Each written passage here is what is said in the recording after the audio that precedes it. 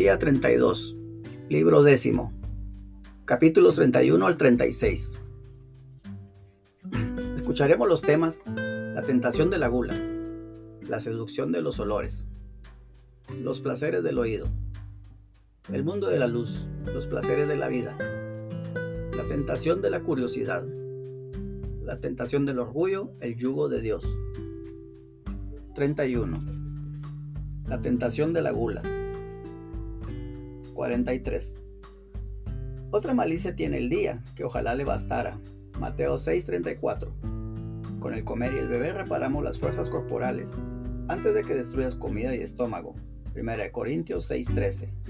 Cuando por la muerte satisfagas mis necesidades con una saciedad maravillosa, y cuando vistas este cuerpo corruptible de una incorruptibilidad sempiterna. 1 Corintios 15:54. Pero ahora me resulta suave esta necesidad, y precisamente lucho contra esta suavidad para no caer en su trampa. Todos los días le declaro mi guerra con ayunos. 2 Corintios 11:27. Y con frecuencia reduzco mi cuerpo a servidumbre. 1 Corintios 9:27. Y mis dolores desaparecen con el placer del alimento. Porque el hambre y la sed son dolores que queman, y al igual que la fiebre, matan si no se les aplica la medicina del alimento. Y como este remedio está a mano gracias al consuelo de tus dones, entre los cuales figuran la tierra, el agua y el cielo puestos al servicio de nuestra debilidad, a este tipo de calamidad le damos el nombre de deleite. 44. Me has enseñado una cosa, que cuando me acerque a tomar alimento lo haga con la misma actitud con que tomo las medicinas. Pero resulta que al pasar de la molestia de la necesidad al sosiego de la saciedad, ahí mismo me está esperando la trampa de la concupiscencia. Este mismo paso es ya un deleite, y no hay otra posibilidad de paso por donde pasar sino aquel que la necesidad nos señala obligatoriamente. Y como la razón de la comida y de la bebida es la salud, a esta se suma pisándole los talones el disfrute peligroso que muchas veces trata de tomar la delantera para que hagamos por él lo que hago o quiero hacer en atención a mi salud. Tampoco la medida es idéntica para ambos. Lo que es suficiente para la salud resulta insuficiente para el placer. Y muchas veces no se sabe con claridad si la que reclama este socorro es la inevitable preocupación y cuidado de nuestro cuerpo, o si es la satisfacción engañosa del deseo la que pide este servicio. Ante este tipo de incertidumbre se va alegrando el alma desventurada. Esta situación le sirve de base para preparar la defensa de una excusa. Está encantada de que no sepa exactamente lo que es suficiente para controlar la salud. De este modo, al amparo de la salud, se encubre el placer. A diario trato de resistir este tipo de tentaciones, invocando el auxilio de tu brazo. A ti dirijo mis preocupaciones, porque mi criterio en estos temas no lo veo todavía suficientemente claro. 45. Oigo la voz de mi Dios que manda. No se carguen sus corazones de la glotonería y las borracheras. La borrachera está lejos de mí. Tu misericordia hará que no se me acerque. La glotonería sí que entra a veces de manera cautelosa a tu servidor, pero tu misericordia la alejará de mí, porque nadie puede vivir la continencia si tú no se la concedes. Sabiduría 8:21. Muchas cosas nos concedes cuando oramos, incluso aquellas que hemos recibido antes de pedirlas en la oración. Son un don tuyo. También es don tuyo nuestro reconocimiento después de haberlas recibido. Yo nunca fui borracho, pero he conocido muchos borrachos que han alcanzado la sobriedad porque tú se las has concedido. A ti se debe que no le sean quienes nunca lo fueron. Obra tuya es asimismo que lo fueron algún tiempo no sigan siéndolo. También es obra tuya que tanto los unos como los otros sepan quién es el que actúa en ellos. He oído otro mandato tuyo. No te dejes arrastrar por las pasiones y refrena tus deseos. Eclesiástico 18:30. También he escuchado estas otras palabras, por un favor que me hace, y que me ha llenado de satisfacción. No es un alimento el que nos hará agradables a Dios. Si comemos, no ganamos nada, y si no comemos, tampoco perdemos nada. 1 Corintios 8:8. Que es lo mismo que decir que ni lo primero me hará rico, ni lo segundo me empobrecerá. He oído asimismo otra de tus sentencias. Aprendí a conformarme en cualquier circunstancia con lo que tengo. Sé pasar privaciones como vivir en abundancia. Yo lo puedo todo en aquel que me fortalece. Filipenses 4:11-13. Este sí que es un soldado de las milicias celestiales y no nosotros, que no somos más que polvo. Pero acuérdate, Señor, de que somos polvo. Salmo 103, 14. Y de que al hombre lo hiciste del polvo, y que este hombre estaba perdido y ha sido encontrado. Lucas 15, 24. Ni siquiera Pablo, que así se expresó bajo tu inspiración y a quien tanto aprecio, encontró en su persona tal poder, siendo también polvo y ceniza, cuando dijo: todo lo puedo en aquel que me conforta. Reconfórtame también a mí para que sea capaz de ello. Da lo que mandas y manda lo que quieras. Pablo confiesa que ha recibido tus dones, 1 Corintios 4, 7. Y cuando se gloria en el Señor, 1 Corintios 1, 31. Oía otro que, por su parte, te suplicaba: aparte de mí la concupiscencia del vientre. Eclesiásticos 23, 6. Y aquí se deduce con toda claridad que cuando mandas que haga una cosa, esta cosa se lleva a la práctica por un don tuyo. 46. Padre bueno, tú has enseñado que todo es limpio para los limpios. Timoteo 1:15. Pero que es malo para el hombre comer con escándalos de los demás. Romanos 14:20. Que todas tus criaturas son buenas y que no se debe rechazar nada de lo que se toma con acción de gracias. 1 Timoteo 4:4. Y que no es un alimento el que nos hará agradables a Dios. 1 Corintios 8:8. Que nadie los venga a criticar por lo que comen y beben. El que come no desprecia al que no come, y el que no come no critique al que come. Romanos 14:3. Esto es lo que he aprendido. Por ello te doy gracias y te alabo, Dios mío. Maestro mío, que llamas a los oídos de mi corazón, líbrame de toda tentación. Personalmente no temo la impureza de los alimentos, sino la impureza de mis apetitos. Sé que a Noé se le permitió comer de toda clase de carnes comestibles. Sé que Elías cobró vigor comiendo carne, y que Juan, dotado de una austeridad extraordinaria, no se contaminó con los animales, es decir, con los saltamontes que eran su comida.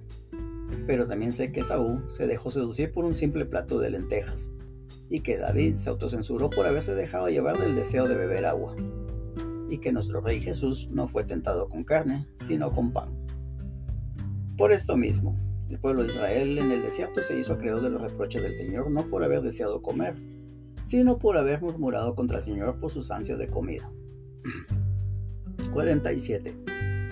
Expuesto a este tipo de tentaciones, lucho a diario contra el apetito desordenado de comer y beber. En este punto no me resulta posible cortar drásticamente, de una vez para siempre, con ánimo de no volver a ellas, cosa que sí pude hacer en el caso de mis relaciones sexuales. Porque en el comer y en el beber, las riendas del apetito han de manejarse con equilibrio y moderación, con un tira y afloja. ¿Y quién hay, Señor, que no se desborde que un poquito fuera de los límites de la necesidad? Si hay alguien, es un hombre extraordinario y tiene motivos para ensalzar tu nombre. Por mi parte, tengo que decir que yo no soy ese hombre, porque soy un pecador. Lucas 5:8. Sin embargo, también ensalzo tu nombre, porque aquel que venció al mundo, Juan 16:33, intercede por mí y me cuenta entre los miembros débiles de su cuerpo, y porque tus ojos han visto sus imperfecciones. Y en tu libro se consignarán todos los nombres. 32. La seducción de los olores. 48. El encanto que sobre mí ejercen los perfumes no me preocupa demasiado. Cuando no los tengo, no los busco. Cuando los tengo, no los rechazo, dispuesto a carecer siempre de ellos. Esta es al menos mi opinión. Quizás esté en un error. Realmente son deplorables estas tinieblas que me ocultan las posibilidades que hay en mi persona. Esto ocurre hasta el punto de que mi espíritu se pregunta sobre sus propias fuerzas, estima que no debe fácilmente fiarse de sí mismo, porque lo que hay dentro de él sigue siendo un secreto con alta frecuencia, si la experiencia no se lo revela. Por otra parte, nadie debe estar seguro en esta vida, que ha sido definida en su totalidad como una prueba, puesto que quien de peor se hizo mejor, pero también puede caer de mejor en peor. La única esperanza, la única confianza, la única promesa firme es tu misericordia. 33. Los placeres del oído. 49. Los placeres del oído han ejercido sobre mí un atractivo mucho más fuerte, pero tú has roto sus ligaduras y me has liberado. Por lo que respecta a las melodías que cobran vida con tus palabras. Cuando se canta con voz suave y educada, confieso que me complacen un poco, pero no hasta el punto de quedarme apegado a ellas, sino con capacidad de levantarme cuando quiero. De todos modos, esas melodías que acompañan a los textos que les dan vida, al darles yo entrada, buscan en mi corazón un puesto de cierto decoro. Yo apenas si les ofrezco un lugar decente. A veces me da la impresión de que les doy más importancia de la que conviene, cuando siento que aquellos textos sagrados, cantados así, constituyen un estímulo más fervoroso y ardiente de piedad para nuestro espíritu que si no se cantaran. Todos los sentimientos de nuestro espíritu, en su variada gama de matices, hallan en la voz y en el canto sus propias correspondencias o modos. Excitan estos sentimientos con una afinidad que voy a calificar de misteriosa. Pero el placer físico, al que no hay que permitir que debilite nuestra mente, me seduce con frecuencia cuando los sentidos, en su calidad de acompañantes de la razón, no la acompañan resignándose pacientemente a ir detrás de ella, sino que basándose únicamente en el argumento de que gracias a ella fueron acogidos. Tratan de ponerse por delante y de llevar las riendas. En este punto peco sin darme cuenta, aunque luego reparo en ello. 50. Otras veces, por el contrario, al querer evitar de forma netamente exagerada este engaño, peco de excesiva severidad. Pero esto me ocurre muy rara vez. Hay momentos en que quisiera apartar de mis oídos y de los oídos de la mismísima iglesia todas las melodías de los suaves cantos que acompañan el salterio de David. Me parecía un sistema más seguro el que, según múltiples referencias que ahora recuerdo, empleaba Atanasio, obispo de Alejandría.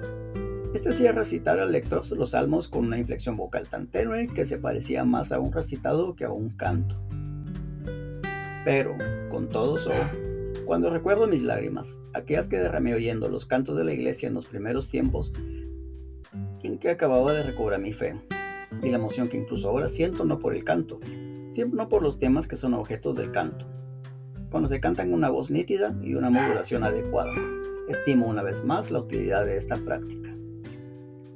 Así es que me veo indeciso entre el peligro del placer y la experiencia personal de sus efectos saludables, y sin pronunciarme por un veredicto inapelable.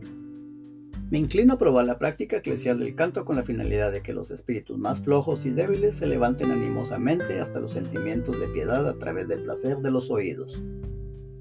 Pero cuando me ocurre que la emoción que siento procede más de la melodía que del texto que se canta, confieso que peco en ello y me merezco un castigo. Y en este caso preferiría no oír cantar. Esta es la situación en que me encuentro. Oren conmigo y por mí los que dentro del corazón, que es el lugar de donde proceden las obras, tienen y hacen algún bien. Porque los que no la tienen no se sentirán afectados, ni siquiera por mis palabras. Y tú, Señor Dios mío, escúchame, observa, mira, apiádate de mí y cúrame. Ante tus ojos me he convertido en todo un problema, y en esto consiste mi enfermedad. 34.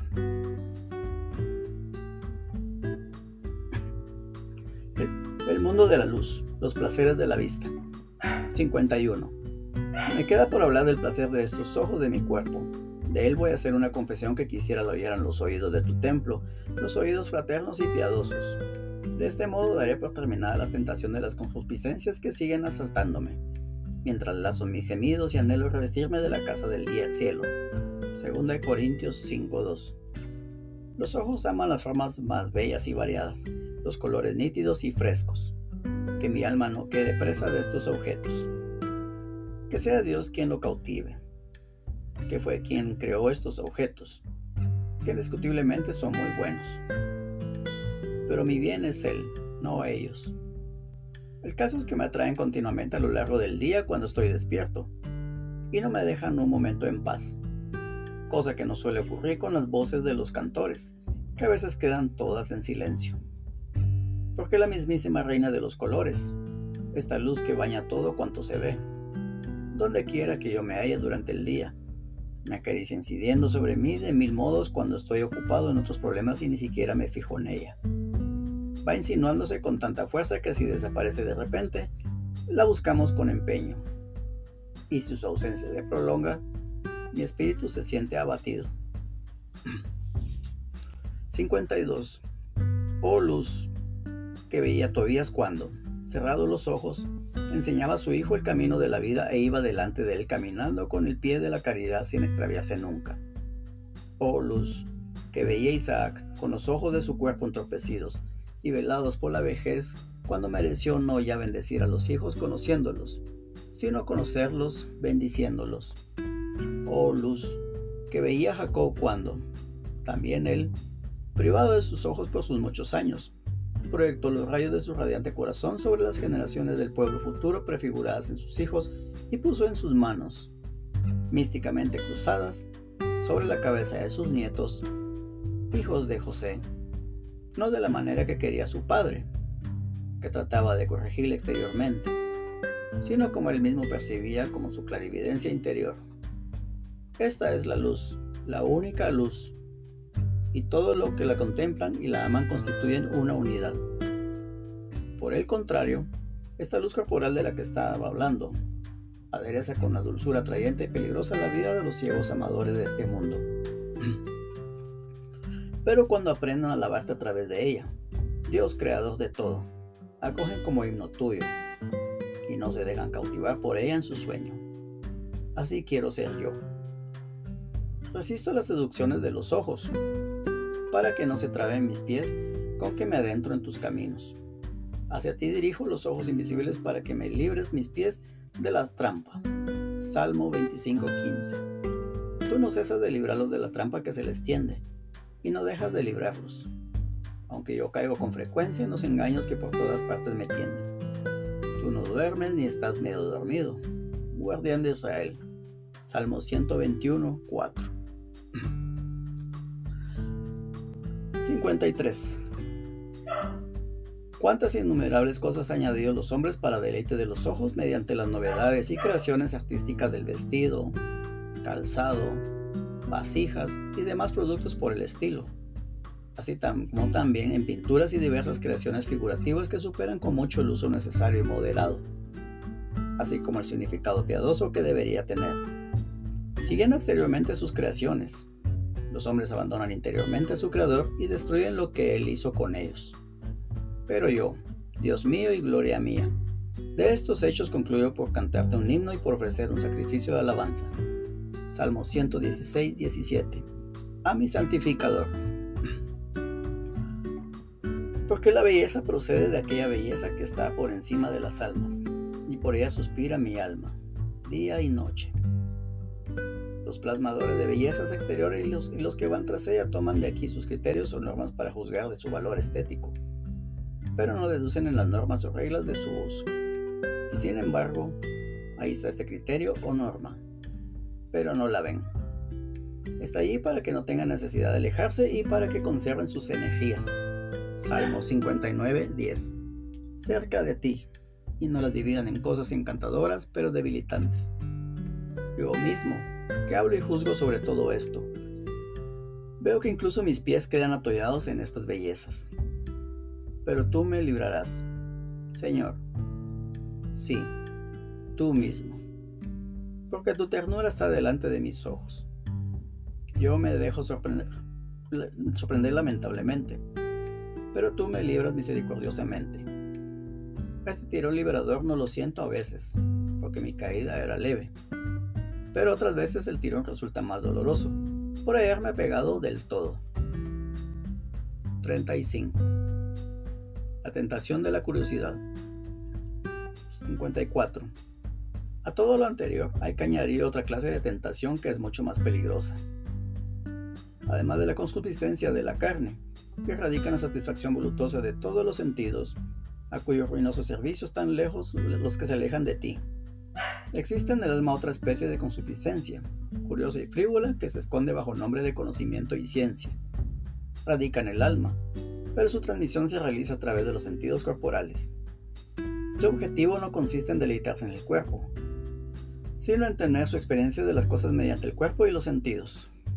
Y como esta curiosidad se basa en el deseo de conocer, y los ojos son, entre todos los sentidos, el instrumento principal del conocimiento, La palabra de Dios la ha denominado concupiscencia de los ojos. La función de ver corresponde, propiamente hablando, a los ojos. Pero la palabra ver la aplicamos también al resto de los sentidos cuando hacemos uso de ellos para conocer. Porque nuestro modo de expresarnos, no decimos oye como reluce, o huele como luce, o saborea como brilla, o toca como resplandece. En todos estos casos empleamos el verbo ver o mirar, porque no nos limitamos a decir mira cómo luce, sensación que solo los ojos pueden percibir, sino que también decimos mira cómo suena, mira cómo huele, mira cómo sabe, mira qué duro es este objeto. Por eso las experiencias generales de los sentidos reciben el nombre, como ya hemos dicho, de concupiscencia de los ojos, porque la función de ver, en que los ojos tienen la primacía, se la apropian también los demás sentidos por analogía cuando exploran alguna cosa para conocerla. 55. De lo dicho, podemos apreciar con una mayor evidencia qué parte del placer y qué parte de curiosidad hay en la actividad de los sentidos. Porque el placer busca la belleza, la armonía, la suavidad, el sabor, la blandura, mientras que la curiosidad busca, por el contrario, sensaciones opuestas, no para sentirse incómoda precisamente, sino por el placer de tener experiencias y conocimientos. ¿Qué placer puede haber en la contemplación de un cadáver despedazado que te causa horror? Y sin embargo, cuando hay un hallazgo de este tipo, acude la gente para experimentar tristeza y sufrir. Temen incluso verle en sus sueños, como si alguien lo hubiera obligado a verle estando despiertos o les hubiera llevado allí la propaganda de un espectáculo hermoso. Lo mismo sucede con el resto de los sentidos, cuya reseña me sería muy extensa. De esta perversión morbosa de la curiosidad provienen las exhibiciones de todo tipo de monstruos en los espectáculos. De aquí proviene asimismo el deseo de bucear en los secretos de la naturaleza que están fuera de nosotros, y cuyo conocimiento no nos da utilidad alguna y que no tiene otro aliciente que el conocimiento mismo. Esta misma curiosidad es la que arrastra un conocimiento perverso que nos lleva a averiguar algo por medio de las artes mágicas. Finalmente, de este apetito insano de saber proviene, en la religión misma, la actitud de tentar a Dios, pidiéndole señales y prodigios, no para que nos den beneficio alguno, sino por el simple capricho de experimentarlos. 56. En este bosque tan intenso, lleno de trampas y peligros, han sido ya muchas las talas que he hecho, despojando a fondo mi corazón en la medida en que tú me has concedido lo que haga, Dios de mi salud. Sin embargo, ¿cuándo tendré la valentía de decir, en medio de semejante cantidad de cosas que aturden la vida diaria, cuándo tendré la valentía de decir que ninguna de estas cosas absorbe mi atención como espectáculo ni absorbe mi vana curiosidad? Cierto que ya no ejercen atractivos sobre mí los teatros, ni me preocupo del curso de las estrellas, ni mi alma ha pedido nunca respuesta de las sombras. Detesto cualquier tipo de sacrilegios. ¿Con cuántas intrigas me está atacando el enemigo para que me sugiera y exija alguna señal de ti? Señor Dios mío, a quien debo servir con humildad y sencillez, yo te suplico por nuestro Rey y por Jerusalén, nuestra patria sencilla y pura, que si como ahora está lejos de mí consentir estas cosas, que siempre sea así, lejos, cada vez más lejos. Cuando te ruego por la salud de alguien, la finalidad que me propongo es otra muy distinta. Por eso me concedes y me concederás cumplir gustosamente tu voluntad, sea cual fuere. 57. Pero, ¿quién podrá contar esta cantidad de cosas, verdaderas menudencias y cosas ridículas, con que nuestra curiosidad se ve tentada a diario y las muchas veces que caemos? ¿Cuántas veces a los que nos cuentan cosas buenas comenzamos por aguantarlos para no herir su sensibilidad, pero luego vamos poco a poco oyéndolos con gusto? Y no voy a las carreras a ver cómo corre el perro detrás de la liebre, pero en mis paseos por el campo, aquella cacería sirve, quizás para distraerme de algún pensamiento importante, al ser atraída mi atención por el espectáculo. Este hace que me desvíe de mi ruta, no con el caballo que monto, sino con la inclinación de mi corazón. Y sí, demostrada ya mi flaqueza, no me avisaras enseguida de elevarme hasta ti mediante alguna consideración tomada del mismo espectáculo que contemplo, o bien pasar adelante sin darle importancia al incidente, me caería boquiabierto como un estúpido. ¿Y qué decir de las veces que, sentado en mi casa, me llama la atención una lagartija atrapando moscas o una araña envolviéndolas con su tela? ¿Es que por ser pequeños estos animales el efecto que producen no es idéntico? Esta contemplación me lleva a alabarte, creador maravilloso y ordenador de todas las cosas. Pero mi intención primera no ha sido esta. Una cosa es levantarse pronto y otra es no caer. De detalles como estos está lleno mi vida. Mi única esperanza es tu extraordinaria misericordia. Porque cuando nuestro corazón se convierte en un asilo de semejantes miserias y alberga tanta vanidad, es perfectamente explicable que se interrumpan y alteren con frecuencia nuestras oraciones. Incluso en tu misma presencia, mientras dirigimos la voz del corazón hasta tus oídos, cantidad de pensamientos frívolos salen de no sé dónde y cortan en seco un acto de tanta trascendencia. 36. La tentación del orgullo. El yugo de Dios. 58. ¿Debemos considerar estos detalles como algo insignificante y despreciable? ¿O algo que pueda devolvernos la esperanza fuera de tu misericordia conocida por el hecho de haber iniciado la obra de nuestra conversión? Tú sabes muy bien hasta qué punto me has cambiado. Primero me sanas del deseo de autojustificarme para luego mostrar tu generosidad con el resto de mis maldades, para curar todos mis males, para rescatar mi vida de la corrupción, para coronarme de misericordia y de ternura, para satisfacer mis deseos en tus bienes. Salmo 103, 3, 5. He reprimido mi orgullo con tu temor y me has hecho obediente bajo tu yugo. Este yugo lo llevo ahora y me resulta suave, porque así lo prometiste y así será en realidad. Claro, también era así antes, pero yo no lo sabía cuando tenía miedo de someterme a él. 59. Tú, Señor, que eres el único que lo dominas todo sin orgullo, puesto que eres el único y verdadero Señor que no tiene Señor, dime, ¿estoy libre de este tercer grupo de tentaciones? ¿Puedo verme libre de él en el transcurso de mi vida? Es decir, ¿puedo verme libre de querer ser temido y amado de los hombres sin otro motivo que conquistar a través de un placer que no es placer? Miserable vida es esta y odiosa vanidad. De aquí procede principalmente no amarte ni temerte castamente. Por eso resistes a los soberbios mientras colmas de favores a los humildes. 1 Pedro 5:5. Truena tu voz contra las ambiciones mundanas y tiemblan las bases de los montes. Salmo 18:8. Y como para desempeñar determinados cargos de la sociedad humana no es preciso hacer, amar y temer por los hombres, el enemigo de nuestra verdadera felicidad insiste en sembrar por todas partes palabras que son auténticas trampas. ¡Bravo! Bien. ¿Para qué?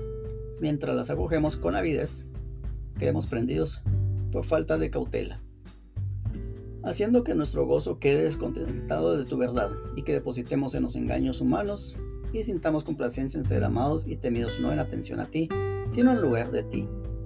De este modo, hechos iguales a nuestro enemigo, esto nos tiene de su parte, no para andar según la caridad, sino para ser compañeros de su castigo por haber pretendido poner su asiento en el aquilón, a fin de que los hombres, en medio de las tinieblas y del frío, estuvieran al servicio de quien te imitó por caminos tortuosos y equivocados. Sin embargo, Señor, nosotros somos tu pequeño rebaño. Toma posesión de nosotros, extiende tus alas y nos refugiaremos en ellas. Sé tú nuestra gloria, que seamos amados por ti y que en nosotros tu palabra sea objeto de temor y de respeto.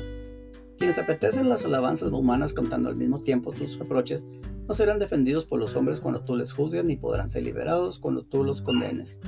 Pero cuando el pecador no se vanagloria de los antojos de su alma, ni el injusto es objeto de bendición por sus maldades, sino que el hombre es objeto de alabanza por algún don que les has concedido, si éste se alegra más que la alaben de que poseer ese don, que le hace creador de las alabanzas.